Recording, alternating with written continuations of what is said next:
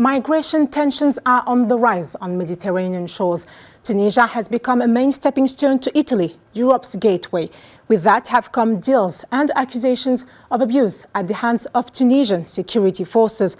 On Sunday, Italian Premier Giorgia Meloni hosted Mediterranean leaders for a migration and development conference, paving the way for Donors Fund. We are joined by Ahlam Chemlali, a migration researcher at the Danish Institute for International Studies. Thanks for making out time for this interview. Thank you for having me. EU deals and financial packages to manage migration with partners such as Tunisia or Libya have seemingly done little to change underlying dynamics. Which effects did they actually produce? Well, millions of euros have flowed in from European institutions and member states to train, equip, and advise Tunisian security forces and basically militarize Tunisian borders. But what we have seen is it hasn't stopped migration. Instead, it has only bolstered the security apparatus and also accelerated the concerns about Tunisia returning into a police state once again. When referring to migrants in Tunisia, who are we talking about?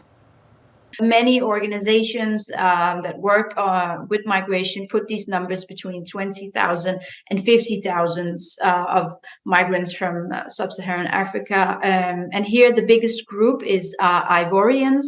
They represent 1/3 of the total, followed by Guinea and Mali. And many of these countries actually have free visa agreements with Tunisia, which means essentially that the vast majority of migrants residing in Tunisia arrive in a legal manner through these visa agreements. And also there are thousands of students enrolled at Tunisian universities as well.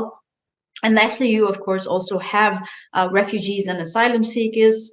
Currently, UNHCR, which manages this, have put the numbers as around 9,000 registered refugees and asylum seekers. And of course, there are many that are not registered, so the numbers could be much higher.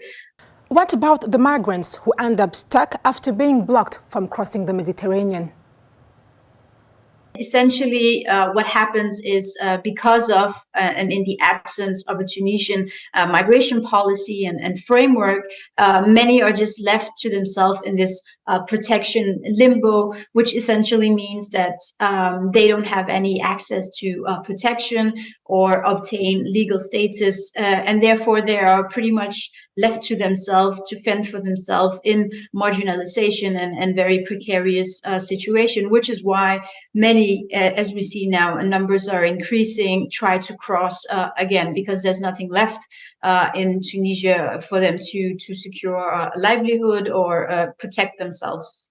Why has this Sfax incident been seen as a turning point in how Tunisia deals with migration? We have seen a new level of brutality and impunity from the Tunisian side, as well as the backdrop, because this has been happening while the EU has been negotiating with Tunisia. I would like to stress that what we have witnessed in Sfax has in many ways been just the latest in a long chain of events that's been brewing in the country due to the absence of an official migration policy, as mentioned, but also intertwined with the years of EU pressure to contain people on Tunisian territory and really to pressure Tunisia into having thousands of migrants stuck and stranded there without having any infrastructure or humanitarian assistance. And so it's the results of these tensions coming together, and also the underlying anti-Black racism in Tunisian society. Of course, the very deep crisis the country is facing with a collapsing economy, post-pandemic food shortages and inflation, and also the very increasingly authoritarian and unpredictable president. And now we also witnessing the horrific consequences of this, because there are reports coming out now that men and women and children are being found dead in the desert, where people have been bussed and expelled to the Libyan side. They're dying of heat, thirst, with no water or food because of this now. Ahlam Chemlali, thank you for your insight. Thank you. Thank you for having me.